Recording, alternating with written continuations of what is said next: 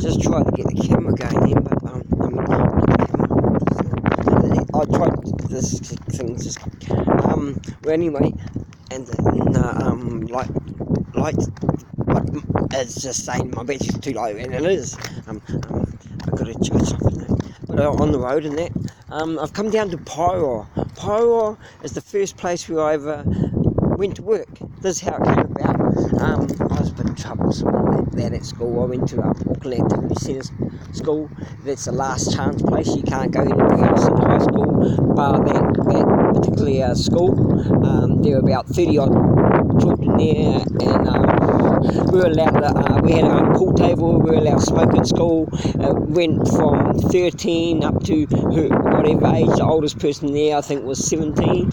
We had a psychologist who used to come in and psychologically analyse us once a week. We didn't have to. We had these little cubicles. So like 10 of us might be in a cubicle, and then other people might be 7 people sitting around in a group, and the teacher's just talking to them. Like we had about 4 teachers, sort of thing, between the 30 odd of us and that. And then that psychologist would come in now and then.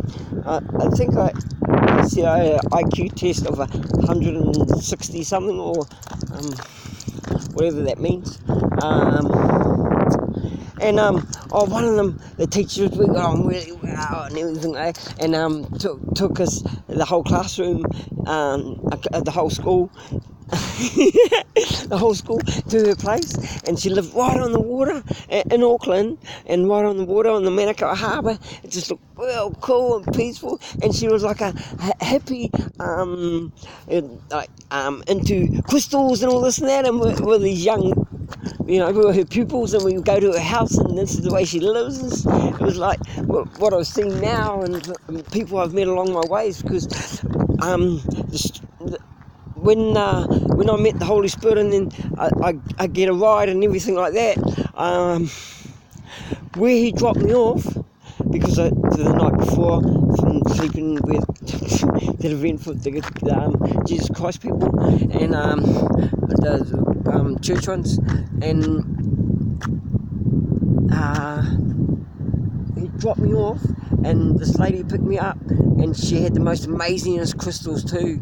But I was just talking earlier just then of an event from school too, because there was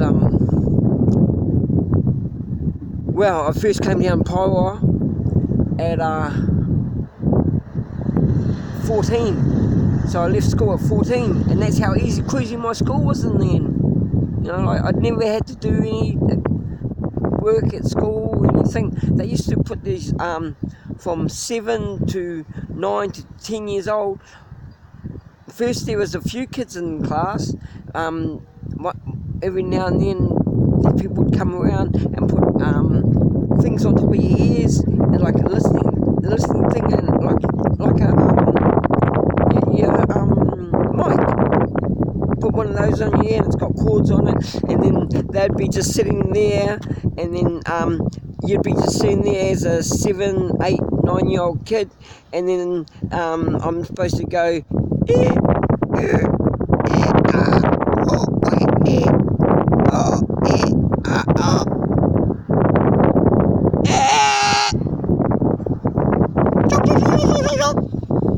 and say when I hear something and when I don't. Yeah, I just, so because I'm just looking back at my past and that, and so that's what happened.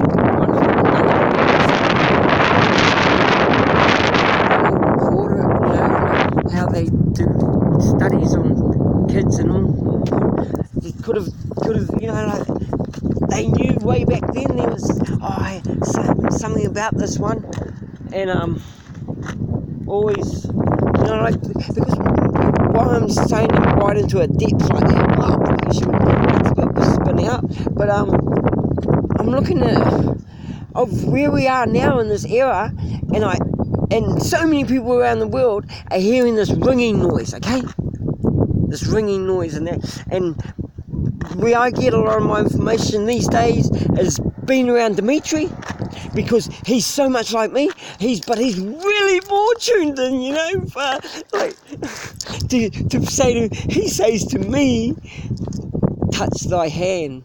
On his birthday at 7 years old, when he turned 7, I took him up this mountain, and just out of the blue, because he doesn't speak much, and just he grabbed my hand and said, touch thy hand, because he's touching a hand, but I'm not seeing it.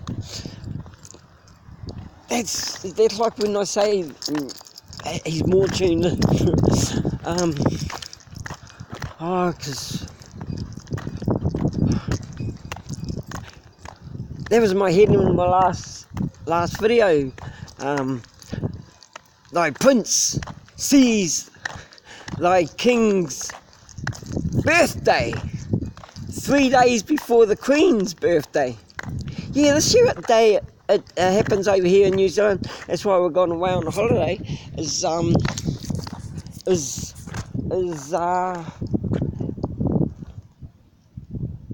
3 days after my birthday, and it's the 31st of May, 1968. I'm 50 plus 1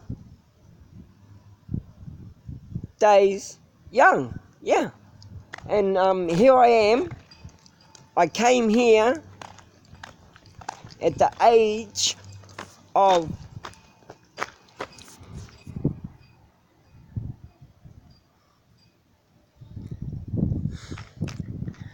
I'm standing in Paeroa.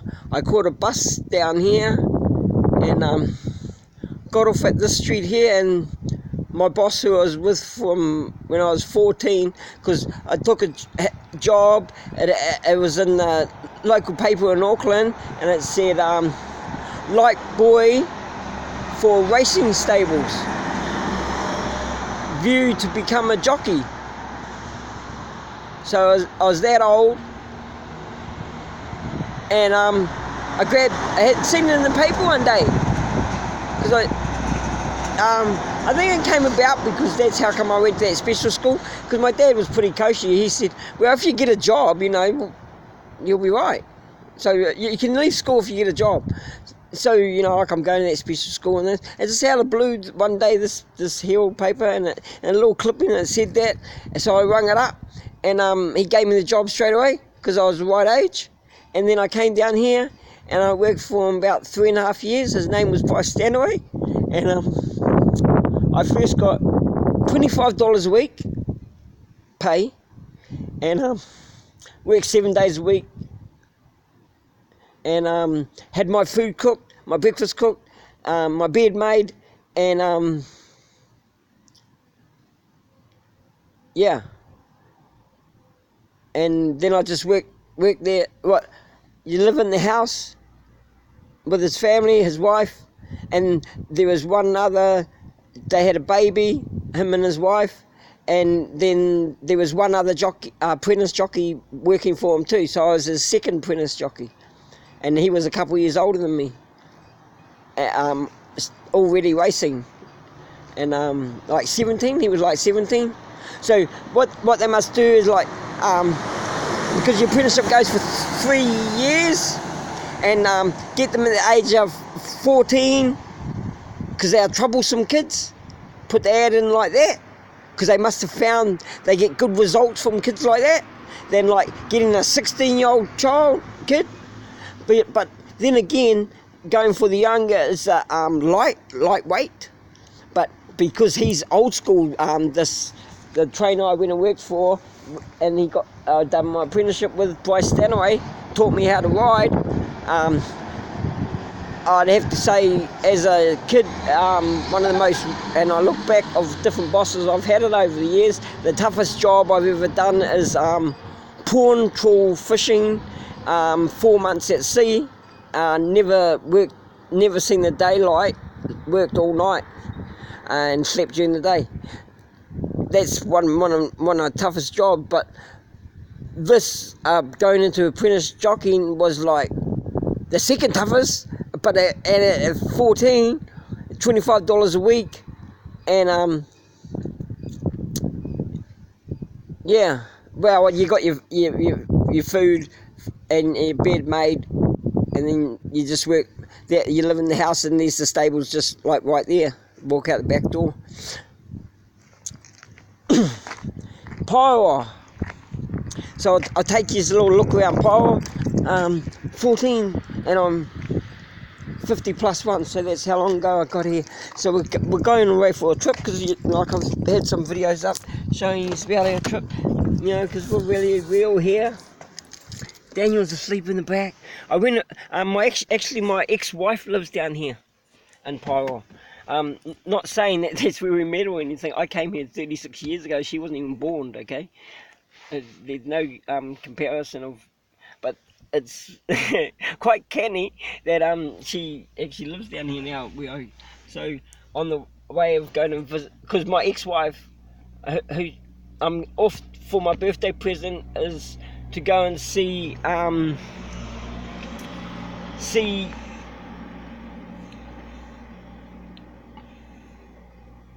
well, my daughter's had a child, and I don't really know if it's a boy or girl.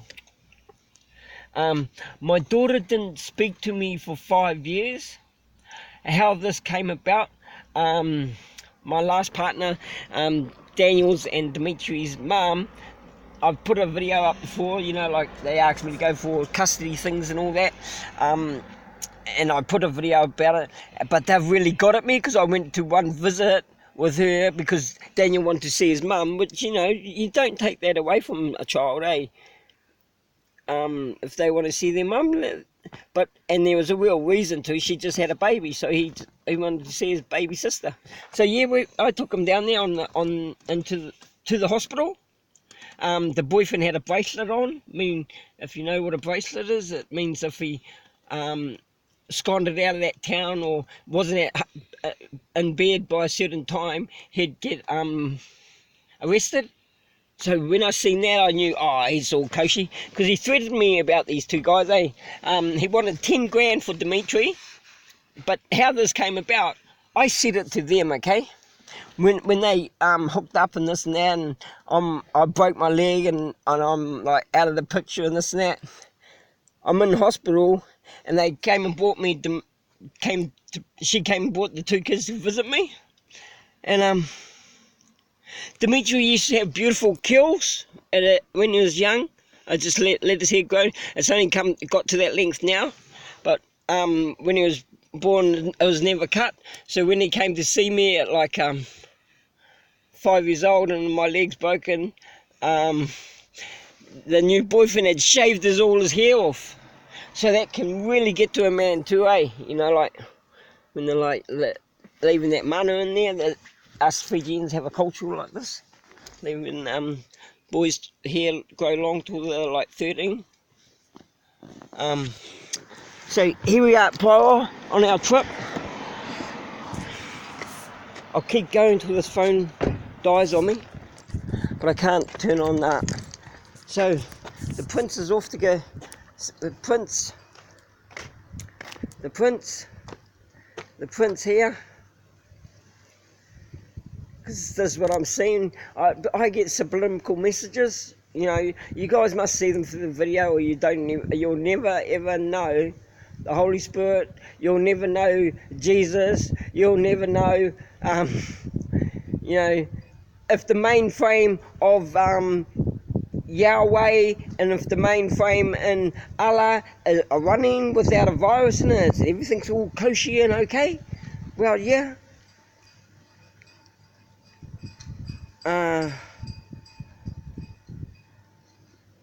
You'll never see them if you don't realise what's happening in my videos. So 14, I've just sort of like driven in there, and then a bit of graffiti on the wall. Thy 13th angel sees this straight away,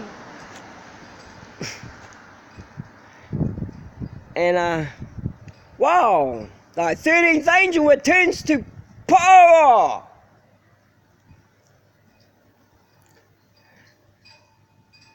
You've heard me call out on like little clips on my video, but I go out and I meditate. I come across this clip and a family, man, this is the way to chant up, because I've put it on comments and that on how I walk to heaven. well, Shangri-La, Utopia, whatever whatever name, because even to walk around this place, I've never seen a sign what says Earth, okay? So when you say you're going somewhere else, it's really another planet, they've got dimensions, all these different names. Another world. Where I went with the other one, that was another world because it was so far on different kind of land. But okay, so what I've discovered about that too, how I've said I've walked to heaven, Shangri-La, I've found this land, and it is 666 acres. This man I know owns it. So that whole story 17 years ago, that happened in Australia. I'm standing in New Zealand now, Aotearoa, so it's a whole nother country. So when I'm in Australia and I walk to this other land, I've seen that land here in New Zealand. I never knew this man before. I've only met him like 3 years ago on that, and then he's got the 666 acres, fucking got his own little jetty and stuff like that. I turned around like this and I'm fucking like, what? Because the way I said when I turned around like that, I'm looking at this hill. It's the fucking same hill. It's the same hill. Okay? And how do you even get that? That is the size of the land. I'm not kidding. I'm going to show you that. I'll take you there. Because everything with me has been timing. And even because it's putting these other things together and... Still running? Yes. Make sure the car's locked. Because I've got 2 children in there. No Prince and the Angel.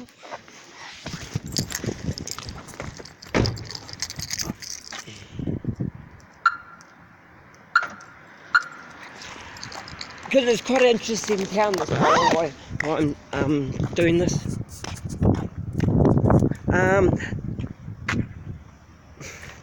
So I came here 36 years ago, at 14. So that's how I got the job and how I got into horse racing. So my family weren't, like a lot of what I found out when because I've been an apprentice jockey and all, is a lot of it's families passed down to that, because it's a lot of money when you become a jockey. My second boss's son, well, Bryce Stanaway, his boss when he was young was Robert Autridge, known in the racing industry as Bob Autridge. He's the one who really taught me, one starts you off, well, the one who took me on at 14 and paid me $25 a week in my keep. He taught me how to just steer a horse, rise to the trot, having my first gallop. But Bob Orchard is what put all the icing on the cake. And his son ran second in the Melbourne Cup at the age of 16. So he was a very good, talented trainer to teach a jockey how to ride. So that Pahoa these days, I didn't know this when I came here at 14. It's that was quite some time ago. So maybe these antique shops weren't as popular as what they are now. But this street's really busy during the day. All these shop windows. I'm just showing you shop windows.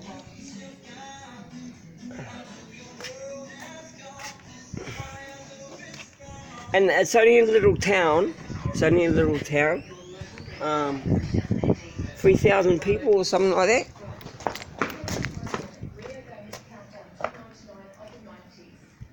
but it's like stepping back in time, and it's quite unique, and like saying that, oh, it is like stepping back in time, because 36 or is it 36 or 37 years ago I came here.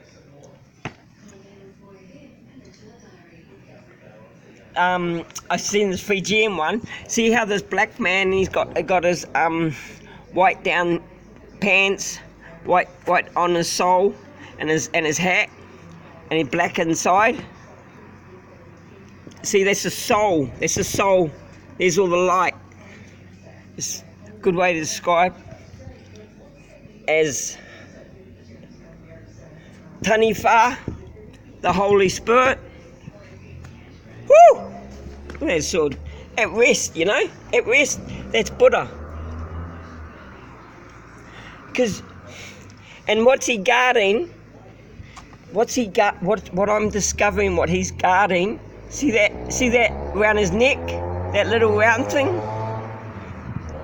See how it's round and it's flat on his neck there? It's like how in our native tribe, when you say, oh, what's the size of the earth? That they was that in the sand, you get the long stick and you just go round in a circle, just like a round in a circle, like how you're seeing right now, round in the neck. Where you prick, you know, that's the world.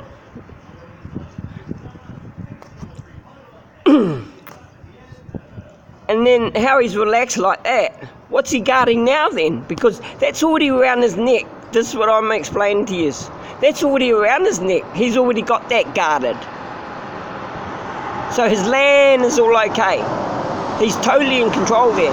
You know, like, if he wants something out of the way, he's not happy with that, he'll fucking do whatever he likes to the land. Flood it, crack it up, this, that, blow some steam off now and then. There's some lava out. That's all covered. That's covered, that area. And his sword is still just relaxing as like Buddha. I'm going right into this because do you know yet what he's guarding? Taniwha is the black, the white is the Holy Spirit. He's guarding something. And all he's sitting there, what could anything want from him? He's got his world already covered. You cannot harm that. So what's he covering? 2 horses. They was put in deaths because, another horse. Hey, Buddha's just down here! I didn't even plan this. I've just been, you've seen me walk from the car and all. I just had to throw that in there because I just feel that sometimes people go, oh no, he must have something, other people lined up or something. Oh, I look back at my videos, I freak out, and you know, even tears and all sorts, but the freak out ones are like, what? That Holy Spirit one, you look at it again because I'm saying it, because I'm the one doing these videos there, and it's like the events, and then when I'm seeing it for the first time again, like how I say it, playing back, and I'm saying words, but when you got a camera in your hand, you don't realise what you're filming all the time. Okay, is that part of it? Oh, there's Dimitri likes that cutting.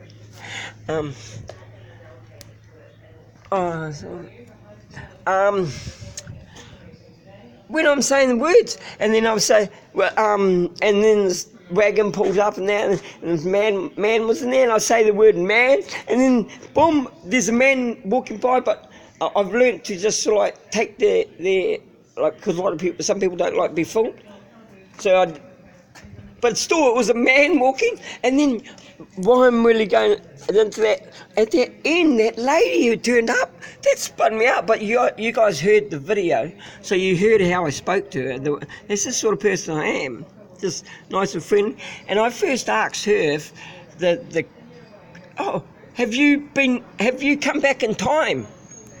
I said to her, that's what my first words were. Have you come back in time? And she said, yes. And then she said, and you? I appeared. Now, when I look back at that video and I see that and those words, I'm the one there doing the video, okay? So, you're hearing all those words. What I'm going to tell you is next is my thoughts. Okay, she's walking, I'm doing a video, you know, if she wasn't dressed like that and, you know, or, you know, like, say that it was just somebody annoying you, but that was just right into thing. But then when she's walking and she's saying that to me, what am I hearing? Okay, I'm going to just throw something out here because I just realised what I was filming. Love you, my brother. Fucking love you with all my heart, man. I used to give that man money in the street. Oh, sorry. And people would fucking just stare at you, fucking think you're really disgusting. That's what it's like in the outback of Australia. Not many people know about it. People who go to Australia don't know how Aborigines are treated in the outback. They have had a stolen generation. They've had all sorts of things.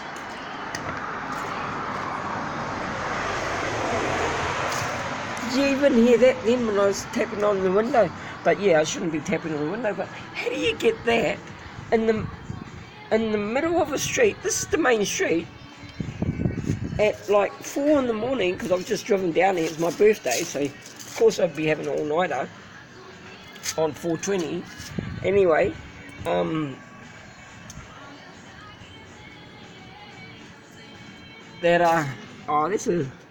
hey, what's happening there? Here with this spear with the dragon underneath. A lot of horse ones, eh? Oh, it is the Waikato. Meaning like that's where our best horses are bred.